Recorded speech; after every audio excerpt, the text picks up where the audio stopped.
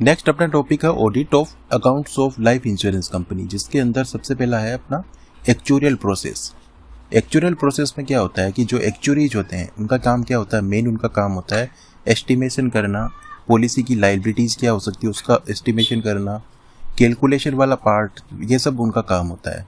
तो जैसे पॉलिसी है कोई, अब कितने लोगों के क्लेम आएंगे, कितने लोगों के नहीं आएंगे, तो उसकी अकाउंटिंग तो करनी पड़ती है ना, तो उसके लिए एस्टिमेशन की ज़रूरत पड़ती है। तो ये सारा काम कि पॉलिसी का लायबिलिटी कितनी आ सकती है एक साल के अंदर, उसका सब जो एस्टिमेशन होता है उसकी जो वैल्यूएशन करना पड़ता है, और जो अपनी IRDA है जो अथॉरिटी है उसकी गाइडलाइंस के अकॉर्डिंग जो है काम हो रहा है या नहीं हो रहा है लाइफ इंश्योरेंस कंपनी के अंदर, ये काम भी एक्चुअली जो है उनका होता है, वो सर्टिफाई करके देते हैं। ठीक है, तो इसमें यही लिखा हुआ है कि एक्चुअली जो होते हैं लाइफ इंश्योरेंस बिजनेस के अंदर उनका इंपॉर्टेंस बहुत ज़्यादा होता है। उनका रोल अब जो है केवल सुपरवाइजिंग द कंप्लाइंसेस, मतलब केवल कंप्लाइंसेस देखना ही उनका रोल नहीं रह गया है, बल्कि वो सर्टिफाई करके भी देते हैं प्रोडक्ट को, फाइनेंशियल रिपोर्ट को, कि वो in accordance with the guidelines of the IRDA है या नहीं है।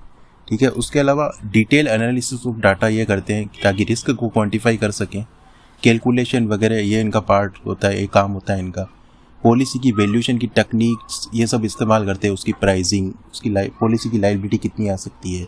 हाँ, तो अपन ने एक्चुअल प्रोसेस को देखा, उसके बाद में अपन देखेंगे रोल ऑफ ऑडिटर। ऑडिटर का क्या रोल होता है। ऑडिटर को अपनी ऑडिट रिपोर्ट में ये सर्टिफाई करके देना पड़ता है कि एक्चुअल ने जो वैल्यूएशन करके दिया है लायबिलिटीज़ का, वो उसने सर्टिफाई करके दिया है या नहीं दिया है, क्योंकि एक्चुअली को सर्टिफिकेट इशू कर देना पड़ता है कि उसने जो वैल्यूएशन किया है उसका एक सर्टिफिकेट देना पड़ता है। तो ऑडिटर का काम ये होता है कि उसको ये अपनी ऑडिट रिपोर्ट में सर्टिफाई करके देना पड़ता है एक्चुअली ने जो वैल्यूएशन किया है उसको सर्टिफाई करके दिया है या नहीं दिया है। उसके अलावा ऑडिटर ये भी देखता है कि एक्चुअली ने जो एजम्पशन लिया है वैल्यूएशन करने के लिए वो in accordance with the guidelines issued by the IRDA है या नहीं है। ठीक है, और इसके अलावा ये लिखा हुआ है कि ऑडिटर जो है वो रिलाई कर सकता है certificate issue by the actuary. Actuary ने जो सर्टिफिकेट इशू किया है उस पर ऑडिटर जनरली रिलाई कर सकता है। और उसके अलावा ऑडिटर जो है वो डिस्कस कर सकता है एक्चुअरीज के साथ में कि उसने जो प्रोसेस फॉलो की है वो क्या वैल्यूएशन करने में क्या प्रोसेस फॉलो की है और उसने क्या क्या एजम्पशन ली है, ये सब जो है ऑडिटर उसके साथ में डिस्कशन कर सकता है। नेक्स्ट उसके बाद में लिखा हुआ है कि एक्चुअरियल डिपार्टमेंट जो है वो कौन कौन से एरियाज पर फोकस करता है एक इंश्योरेंस बिजनेस में, उसका काम क्या होता है। तो एक तो प्रोडक्ट डेवलपमेंट का उसका काम होता है देखना, उसकी प्राइसिंग देखना। प्रोडक्ट मतलब क्या हुआ, लाइफ इंश्योरेंस कंपनी के लिए प्रोडक्ट हो गया उसकी लाइफ इंश्योरेंस पॉलिसी।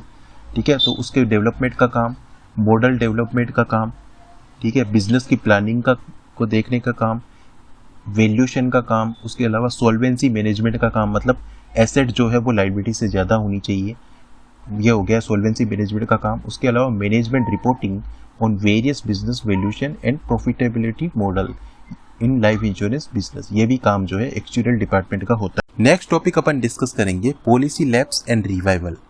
अभी May 22 एग्जामिनेशन के अंदर ये क्वेश्चन आया था जिसके अंदर पूछा था पॉलिसी लैप्स एंड रिवाइवल के बारे में समझाइए। उसके अलावा ऑडिटर का इसके अंदर क्या रोल है ये भी पूछा था, तो अपन देख लेते हैं इसको। पॉलिसी लैप्स का मतलब क्या होता है कि पॉलिसी का डिसकंटिन्यू हो जाना। अब पॉलिसी डिसकंटिन्यू कब होती है, जब non payment of premium due होता है, मतलब जो प्रीमियम ड्यू है वो टाइम पे नहीं करोगे तो पॉलिसी लैप्स हो जाएगी ना। ठीक है, अब अगर आपको in order to keep a life insurance policy in force, मतलब लाइफ इंश्योरेंस पॉलिसी को अगर कंटिन्यू रखना है तो पॉलिसी होल्डर को जो है रिक्वायर्ड जो भी प्रीमियम है वो उसको ड्यू डेट पे करना पड़ेगा। अब इसके अंदर क्या होता है कि जनरली जो पॉलिसी होल्डर है उसको 15 से 30 दिन का एक ग्रेस पीरियड दिया जाता है प्रीमियम पे करने के लिए ड्यू डेट के बाद भी।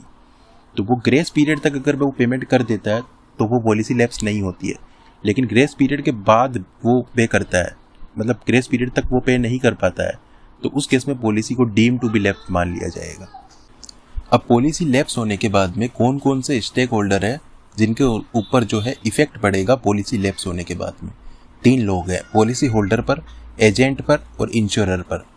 ठीक है, उसके अलावा अगर पॉलिसी लैप्स हो जाती है तो क्या होगा कि जो भी पॉलिसी होल्डर को जो भी बेनिफिट प्रोवाइड किए गए थे पॉलिसी के अंदर वो फॉरफिट हो जाएंगे, और जो भी उसको इंश्योरेंस प्रोटेक्शन दिया गया था वो सीज हो जाएगा। और एजेंट जो है उसको रिन्यूअल कमीशन मिलते थे ना प्रीमियम पर, वो कमीशन मिलना बंद हो जाएगा क्योंकि पॉलिसी जो है लैप्स हो चुका है।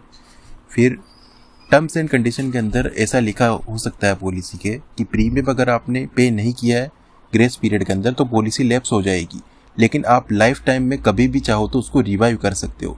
लेकिन कुछ पॉलिसी होल्डर मतलब कुछ इंश्योरर ऐसे भी हो सकते हैं जो ये कंडीशन डाल सकते हैं कि 5 साल से ज़्यादा अगर पॉलिसी लैप्स में रह जाती है 5 साल से ज़्यादा, तो उस केस में उसका रिवाइवल कभी नहीं किया जा सकता।